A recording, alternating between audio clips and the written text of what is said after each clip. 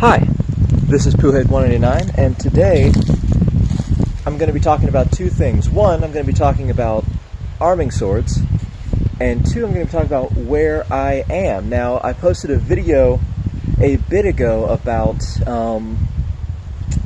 this little spot that I'm at, but right now I am at Fort McAllister in Savannah, Georgia. Fort McAllister is a Civil War fort used by the South during the Civil War from 1860 to 1864 until General Sherman showed up, and I'll give you the basic history of the place.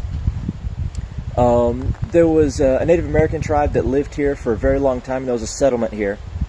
I forgot the tribe's name, but when the English settlers came in the, well, not the English, but the European settlers came in the 15th and 16th centuries, they drove them out. But then the European settlers went elsewhere, and the Muskogee Indians, which I believe is the Creek and the Seminole, which I'm descended from, showed up, and they were here until about 1740. Or actually, they got here at 1740, and they were here until they built Fort McAllister a few years before the Civil War. And it was owned by a plantation owner named McAllister, and he owned this fort, and they held off repeated attacks by the Union on the sea. The fort was made to combat naval operations, and a bunch of ironclads by the Union were sunk by the cannons of Fort McAllister. Although when General Sherman showed up, it's really windy out here, sorry. When General Sherman showed up, which I'm also a Sherman, so I'm descended from two people that showed up here. When he showed up, he took it by land, and then up until the 1930s, Henry Ford, of Ford Automobiles, bought the place, and then in the 1960s they refurbished it, and they kind of redid the earthworks of the Civil War era, and they made it into the Civil War fort that it was 100 years earlier. And I'm just here for a family trip, but I just wanted you to know that, that I have a bit of trivia for y'all for, from an historical perspective. But what I really want to talk to you today about is my new arming sword. It's not an antique. I got it from a convention, although I know the seller, and he's extremely good seller. He's not very versed historically, because he told me that a falchion is a cross between a cutlass and a broadsword, which I don't exactly believe is the case historically, but he knows swords, and by that I mean he knows all of the manufacture and how these swords were built. Like, he'll tell you anything. He'll say that this was nickel silver, and he'll say that how much poundage this blade could take. He knows all of that. He's very good with that, and I've bought a few weapons from him over the years, some bow staffs, my Viking sword, but most recently this arming sword, and it's beautiful, and I'll show you it in a second. But first off, I want to talk about arming swords and just what they were. Now, if you know my channel, you know that I love all things history, and particularly medieval history and military history, or antiquity and stuff like that. What is an arming sword? Well, arming swords are... most people wouldn't call them long swords. I would designate it as a long sword just to differentiate it from shorter swords like the gladius. But this was not, most people say long swords are two-handed hilts, and arming swords are one-handed blades. But I would say this is a fairly long sword, as you can see, because I'm about 5'10". If I put it there, that's over half my, I think that's about 38, 39 inches from top to bottom. That's what I measured it a week ago. But an arming sword is the descendant of the Viking sword, or you could say that at least by the way it was used, because from the 11th to the 15th centuries, the arming sword was in use, so about 400 years of European history, or world history. And it went from one of the more rare blades in the battlefield to probably the most common sword in history. That's arguable, but in the 14th, 15th centuries, about every soldier in the battlefield had an arming sword. Initially, swords are very hard to make because they used a lot of iron, a lot of steel, and those were hard to get in the early medieval period. But as the periods progressed and forging techniques got better, almost everyone and their grandma on the battlefield had this as a sidearm.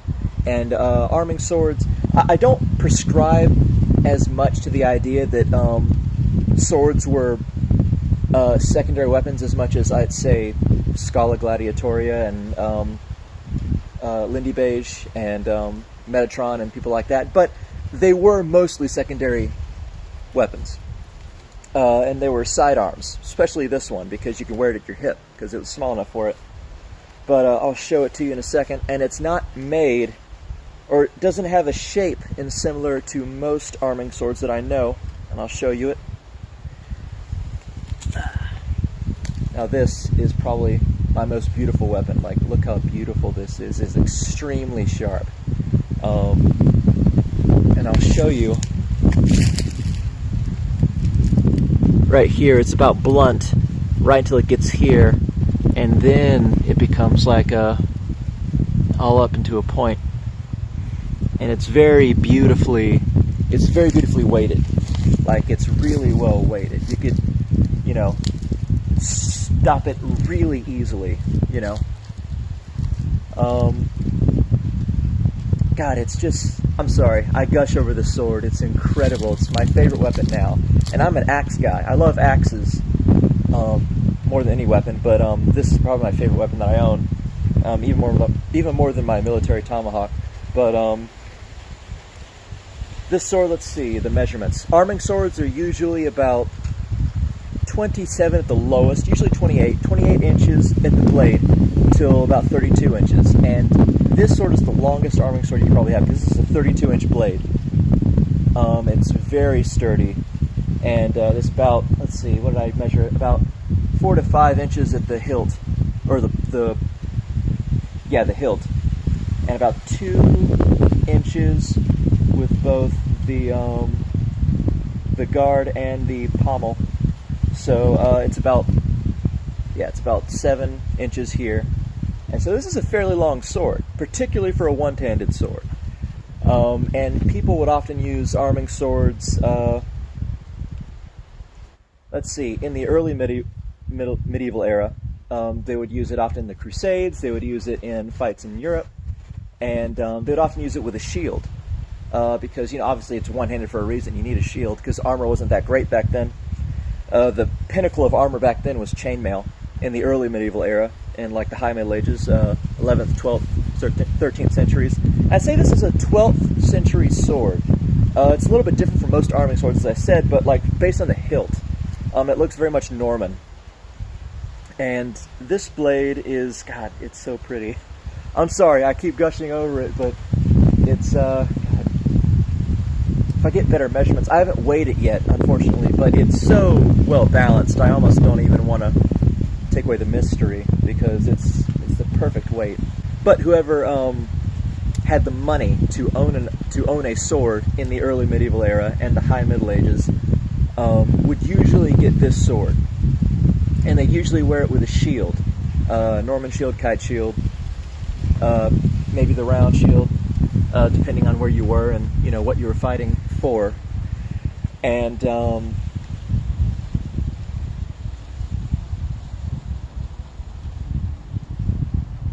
as I said, they were used all the way up until the 15th century, sorry. And about the 14th century longsword started showing up, late 14th century, so like the 1380s.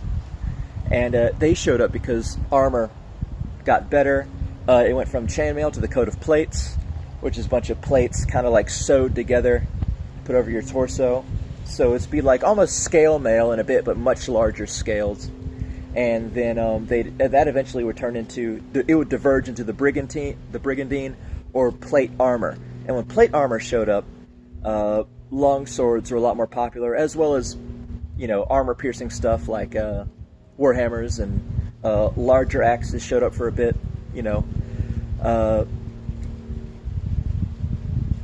And while pole arms were usually the most popular weapon on the battlefield, these popular primary weapon, by the time of the late Middle Ages, archers, siege workmen. I hear an animal back there. I think a large bird. I talked about that giant eagle earlier. Everyone had a sidearm sword, and they would usually be the arming sword because, one, there'd be a lot of arming swords that had been around for hundreds of years from the 11th and 12th centuries, and two, they had easier access to steel at that time, and so they would... One moment.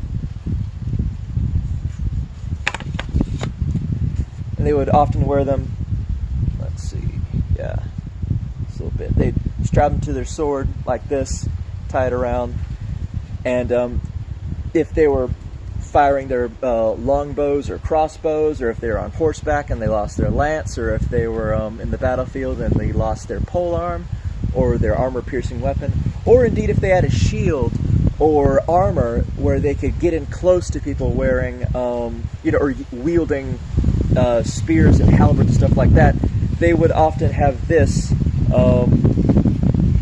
All of those troops would have an arming sword to use just in case, or, as I said, with a shield or armor for a primary weapon. Although, if you have armor, you might as well just use a long sword, like the two-handed hilt.